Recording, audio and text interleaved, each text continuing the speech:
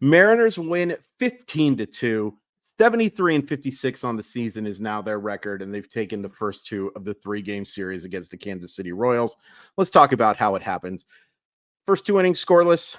They don't remain scoreless for very long after that anyway. Josh Rojas leads off the inning with a homer, 1-0. Teoscar Hernandez hits a grand slam, 5-0. Mike Ford homers to right center with Dominic Canzone on base, 7-0, all in the 3rd inning.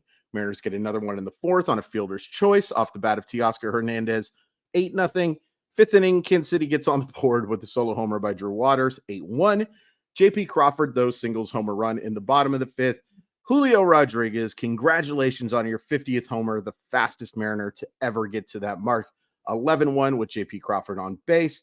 Big dumper homers from the right side to left field. 12-1 in the 6th. Cade Marlowe, after replacing Julio as this is an absolute butt whooping, let's get him out of the game, with Mike Ford on base to make it 14-1. Kansas City does get one in the 8th, another one in the 8th, I guess I should say, with a Michael Garcia double to score Samad Taylor, 14-2. And then Teoscar Hernandez punctuates the blowout. Yes, it was off Matt Duffy, a position player pitching, but he slaughtered this pitch, 446 feet, 15-2. Before we get into, I'm going to try to think of a negative because no, I'm not. We're just going to thank the good people of Simply Seattle, folks. Anything sports related, anything Seattle related, you can get at Simply Seattle, and I can't recommend them enough. Whether you're looking for Seahawk gear, Husky gear, Sonic gear, Kraken gear, Storm gear, Sounders gear, FC Ballard gear, anything. Oh, by the way, the Seattle Mariners too. Anything related to Seattle sports you can get. They've also got some really cool Grey's Anatomy stuff. They've got some cool just Seattle stuff. Can't recommend, especially, with back to school coming up. You want to load up your kids on some awesome stuff? Simply Seattle. Can't recommend them enough. And also 15% off when you use code MOLLYWOP15. That's MOLLYWHOP15. That'll save 15% off your entire order. They ship so fast. They get everything to you packaged very nicely. Thank you so much, Simply Seattle, for everything you do and for sponsoring the show. Are you not entertained? Is this not just a hoot and a holler? This is, I know hoot and a holler is technically a travel distance. You're like a hoot and a holler away, whatever. I'm hooting and I'm hollering and I'm loving this. They're playing such good baseball.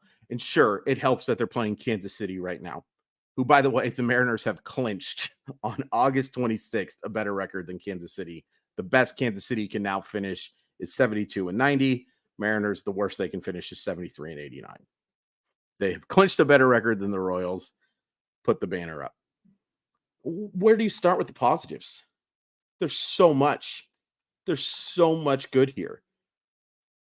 Let's start with the starter. Logan Gilbert was awesome. And I was a little surprised they didn't let him get another inning. But I also get it. Keep him fresh. Big stuff coming from him down the stretch against much better teams coming up, although in a little while. 7 innings, 2 hits, 1 earned run, 1 walk, 7 strikeouts. The 1 run that he gives up, it was a mistake to Drew Waters. Outside of that, basically perfect. He's been, when he's at his best, he's probably better than any Seattle Mariners starter. All due respect to Luis Castillo and George Kirby, who are better pitchers than him. But when Gilbert is at his absolute best, I think he's the best Seattle Mariners starter, or shows the best stuff anyway. The fact this splitter is becoming such a big part of his game now is massive. It's phenomenal. What a fantastic third starter you have. So glad the Mariners didn't trade this guy. I don't know how real any of that really was, but I'm so glad he's part of the Seattle Mariners, folks. Especially now, when they really need him. Luke Weaver didn't look great. That's not a big surprise. He looked fantastic against the White Sox. He didn't have it today. Nice that, his struggles meant nothing to the outcome of the game. Nice shot by Trent Thornton, though. Strikes out the side. Does issue a walk. I know the fans were kind of cranky about that walk. The umpiring wasn't great today. The outside strikes were very inconsistent at best, and it looked like the zone was a little too wide for my taste, but I've seen worse. Oh, goodness gracious, have I seen worse. Uh, but that nice job by Thornton in a mop up role, of course, but gets the job done. Saves your bullpen. We will give credit where credit is due, even if it's very unheralded to throw a scoreless inning in a 15-2 game. Is there anything negative offensively? Dominic Canzone didn't have the best game. France continues to, when he's good, he's good. When he's bad, he's bad. He does get hit again. I looked this up, by the way. I think he's only 12. I'm sad that I don't remember because I literally just looked this up. I think he's only 12 HBPs away from tying Edgar for the team record. He might get out by the end of the year. If not, if he's still a Mariner next year, he certainly will break that record. Anything else that's even kind of negative? Nope. JP Crawford reaches 3 times, scores 3 runs. Julio reaches twice, clobbers a home run, and breaks a Mariner record that I don't think I was sure anyone was going to break. It's not the most not the most lauded.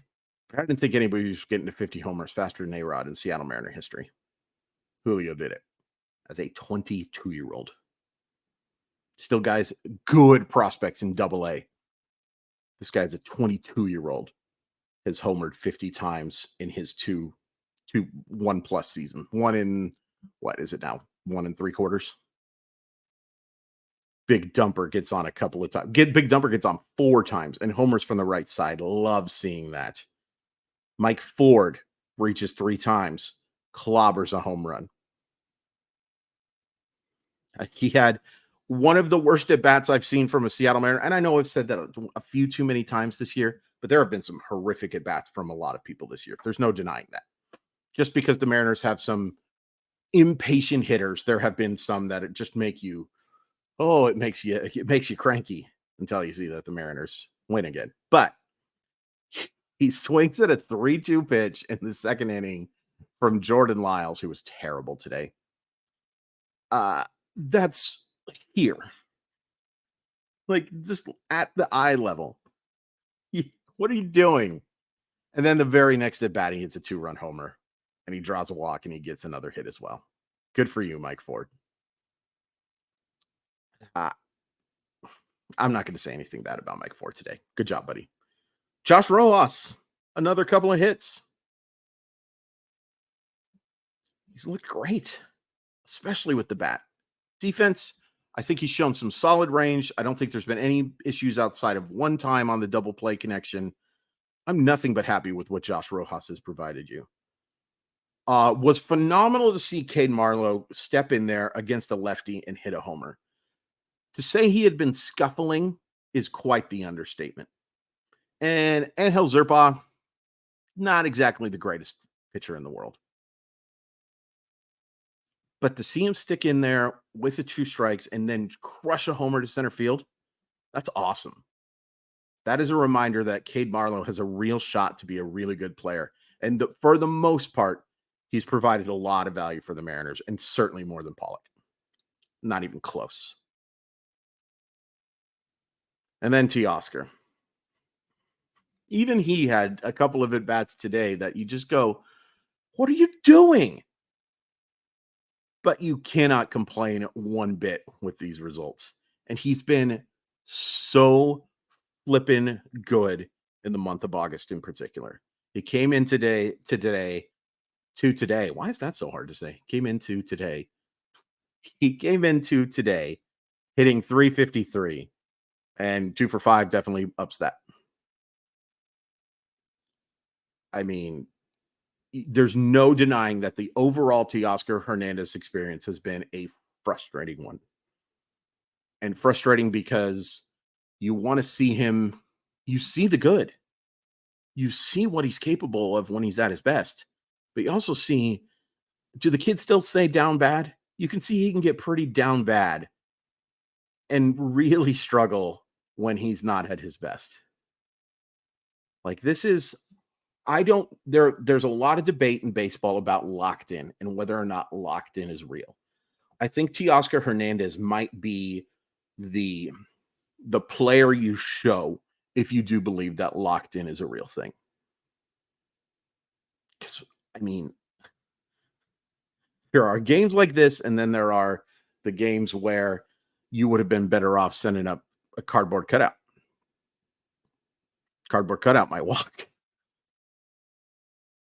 But he crushes those 2 homers, and he has just been so dang good in the month of August, and the Mariners have been so dang good in the month of August. And I really wanted to record this video right after the game finished. And the reason why is for at least, I'm recording this right now, it's 3:58. Got a little bit of a late start because I had to take care of some stuff. But for at least the next couple of hours, your Seattle Mariners are in sole possession of first place in the American League West. The American works. They're by themselves.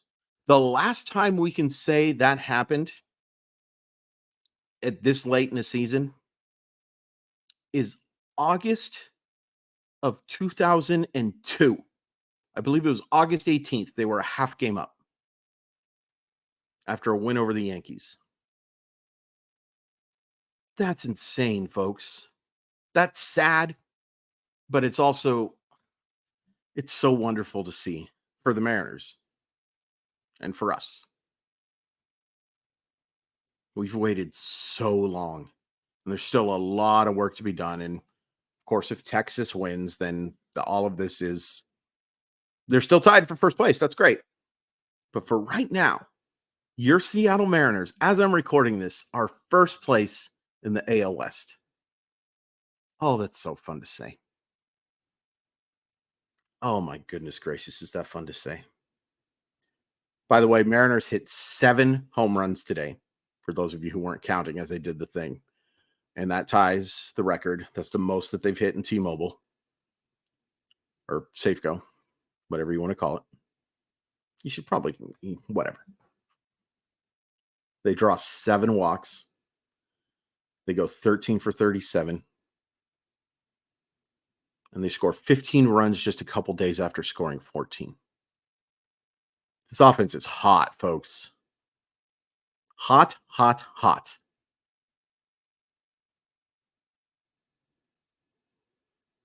And I talked about this yesterday a little bit on Twitter.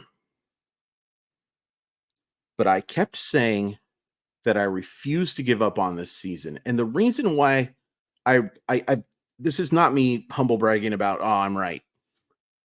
This is about me being thankful that this happened. Because I did emotionally invest in this team and stayed emotionally invested in this team. A little bit of it selfishly because of this channel. I really want this channel to work. But a little bit of it was also that after waiting 21 years for a postseason spot, I was not willing to give up on this season. I was not going to give up on this season until they were mathematically eliminated. And there's still work to be done, of course. But you look at how this team is playing offensively and pitching and the schedule. And I know we've had our hearts broken before. You just feel like something good's about to happen. And something good is happening right now. They've won 22 of 28 games, folks. That's unbelievable. 22 of 28.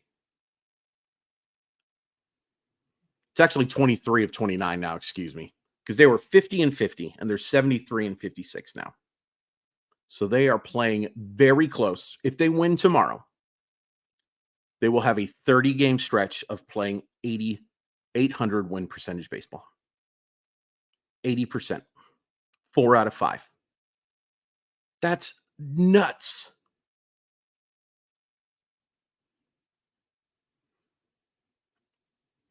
I believe tomorrow is Castillo against TBD. And while I've never seen TBD pitch, I like Luis Castillo there. You know why I really like Castillo?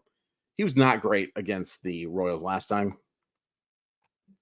I'll bet on him being much better, especially with how well he pitched on Monday against the White Sox. If he pitches like that, it's going to be great. Yep, the Mariners have TBD for the next two. That's right. This is awesome. I'm having so much fun watching this baseball team.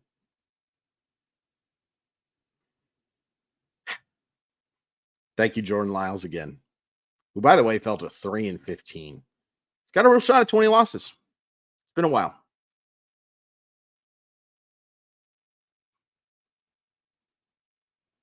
And again, congrats to Julio. 50 homers already. Wow. Someday that guy's going to, I really believe he can hit 50 homers in a season. It would not shock me one bit if Julio Rodriguez, because I thought Acuna might have been able to do it this year, but he won't now because of he just won't get enough homers. But I think he's got a real shot to be that first 50-50 guy.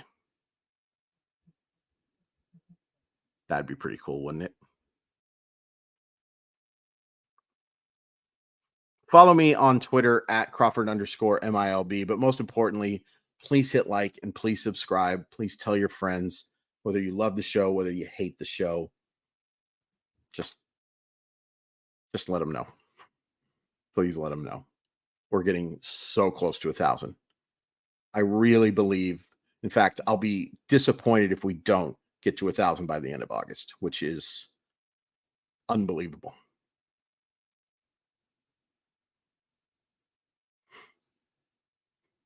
I'm having so much fun, folks.